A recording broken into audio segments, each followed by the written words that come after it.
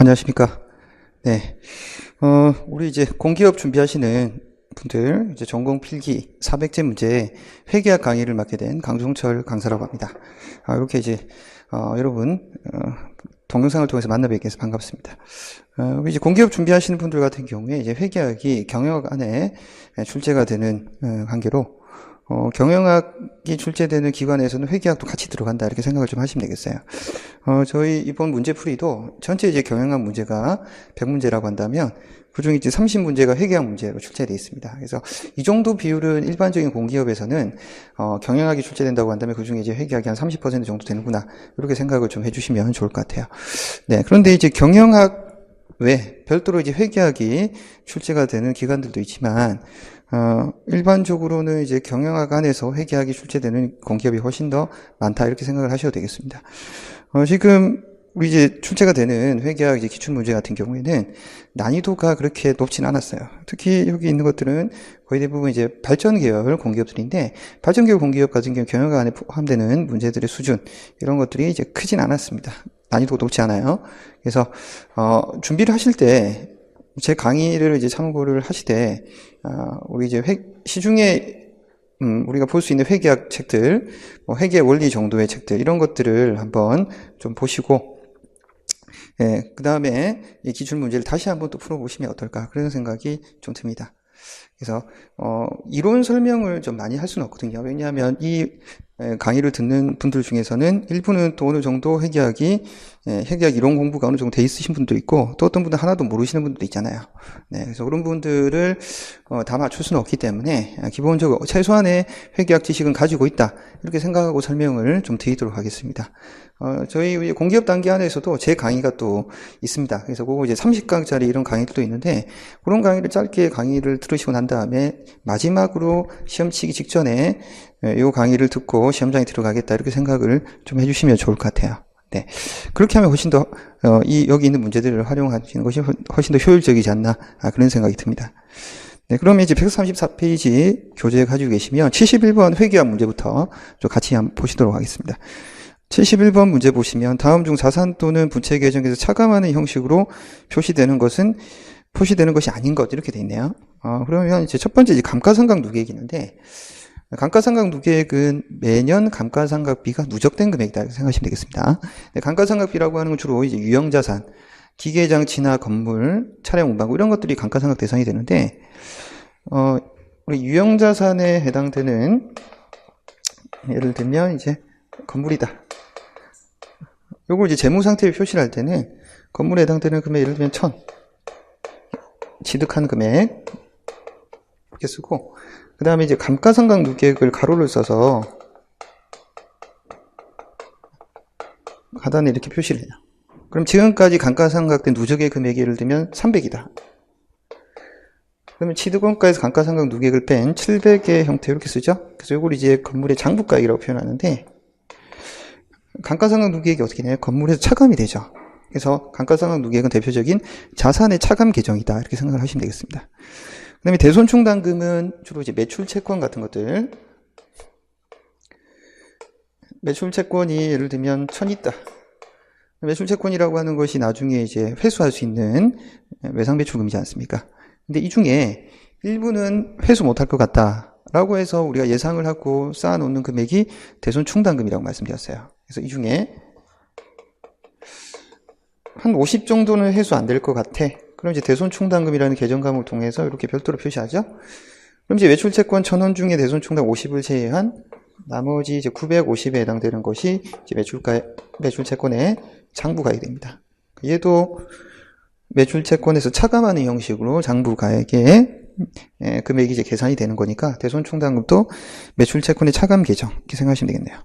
그 다음에 이제 사채 할인 발행 자금 같은 경우에도 그 이제 73페이지에서도 말씀을 좀 드리겠지만 사채 할인 발행 자금도 사채에 예를 들면 1000이다. 이 사채 1000이라고 하는 것은 이제 액면가액이죠. 네, 사채 겉면에 표시되어 있는 액면가액인데 실제 이제 발행을 할 때는 이 1000원의 액면가액보다 더 비싸게 발행할 수도 있고 더 싸게 발행할 수도 있죠. 그래서 더 싸게 발행한다. 그러면 이제 할인이 되는 건데요. 예를 들면 50원을 할인해서 950원에 발행했다. 그럼 여기가 이제 950 이렇게 되죠? 예. 그때 이제 사채 할인된 금액이 사채 할인 발행 자금. 예를 들면 50이다.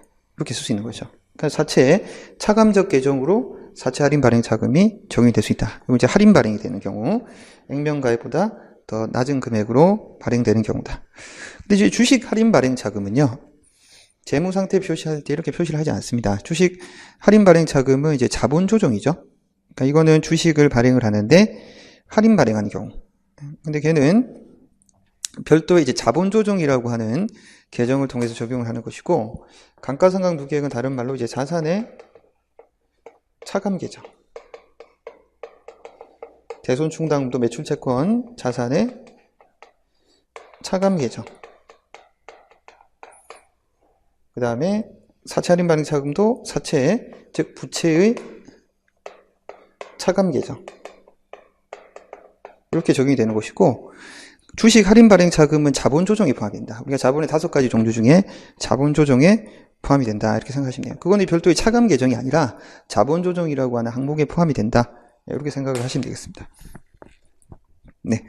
72번 보도록 하겠습니다. 다음에서 L사가 기계장치 취득원가로 얼마를 계상해야 되느냐. 여기서 이제 10월 1일 날 취득을 했거든요. 근데 우리가 감가상각을 해야 될 텐데, 감가상각은 월할 계산합니다. 네, 그래서 1년치 중에 올해 적용되는 개월 수가 10월부터니까 3개월치죠. 3개월치에 대한 감가상각을 하겠다. 그 3개월치에 감가상각을 했더니 감가상각비가 12만원이다. 이렇게 됐습니다. 연수학계법 내용연수 4년. 이렇게 설명이 좀 되어 있네요. 네.